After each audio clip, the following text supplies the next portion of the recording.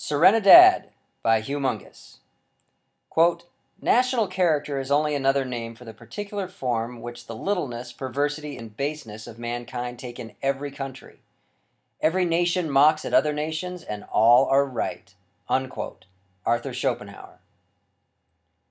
Billy Joel can only claim she's ahead of her time for so many years before you realize she may be wearing adult diapers at this point, or even dead by now.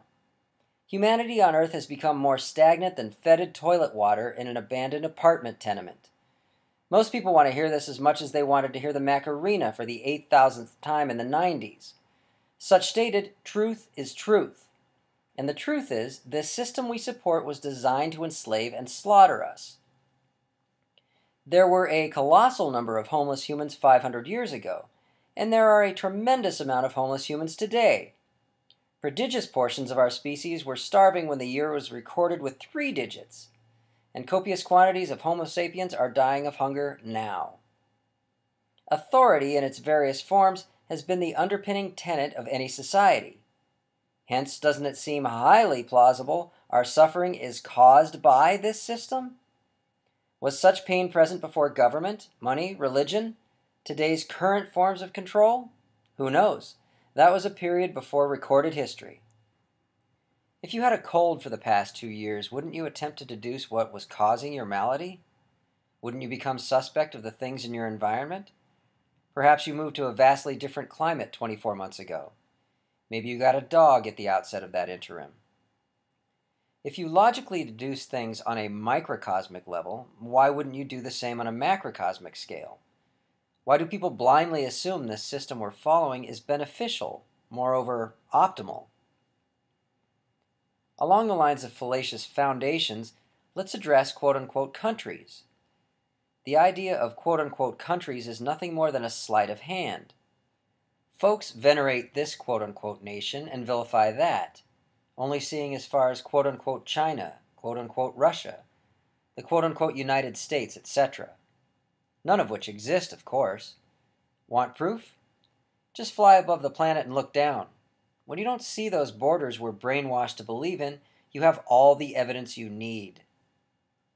While people support fabricated territories, those who control this paradigm and thus dominate humanity on this planet surreptitiously reap the rewards.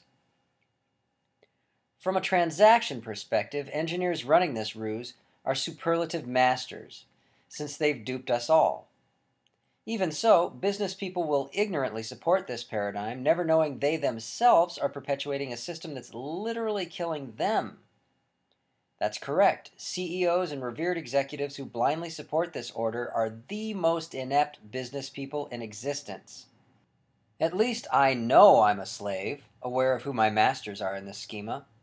Those high up on the corporate ladder who have no idea this is being done to them are swindled customers, sold the ultimate lemon. Still, I'm castigated for my lack of quote-unquote business savvy, while they're lauded for their market acumen. To quote our Buckminster Fuller from his book Critical Path, quote, finally bigger ships got out of the Mediterranean and into the Atlantic, around Africa to the Orient, and then around the world. Thus, those in the know rediscovered that the world is a sphere and not an infinitely extended lateral plane. Great battles ensued, waged under the flags of England, France, and Spain, to determine who would become supreme master of the world's high seas line of supply. These great nations were simply the operating fronts of behind-the-scenes, vastly ambitious individuals who had become so effectively powerful because of their ability to remain invisible while operating behind the national scenery. Always their victories were in the name of some powerful sovereign-ruled country. The real power structures were always the invisible ones behind the visible sovereign powers. Unquote. R. Buckminster Fuller, Critical Path. Even though I'm aware of the above, I'm belittled, while multimillionaires and CEOs who have no clue these scams are being run on them are revered as consummate business people. That's what you get when dealing in an illogical society. In an irrational paradigm, would you expect those who are intelligent to be lauded or morons to be praised? Obviously the latter, since we're talking an illogical society. It's the same reason I'm chastised in this culture for being a quote-unquote poor provider, due to the fact I possess very little cash. Numerous folks denigrating me have children, thereby bringing innocent life into a paradigm in which 40% of any human demographic alive today will contract cancer. Many of these children are conceived post-Fukushima, an era in which that statistic will exponentially increase due to 3 nuclear reactors in meltdown. Based upon these cancer facts and these alone, not even considering we all exist under the constant threat of nuclear Armageddon, over half of us survive on $2.50 per day or less, we kill ourselves for inherently useless pieces of paper, etc. Who do you think is the poor provider? Me or these people who selfishly keep having kids and thereby subjecting blameless souls to this hell on earth? Again, to cite R. Buckminster Fuller from Critical Path, quote, "There can be no planetary unity until all the sovereign nations are abolished, and we have but one accounting system, that of the one family aboard spaceship Earth.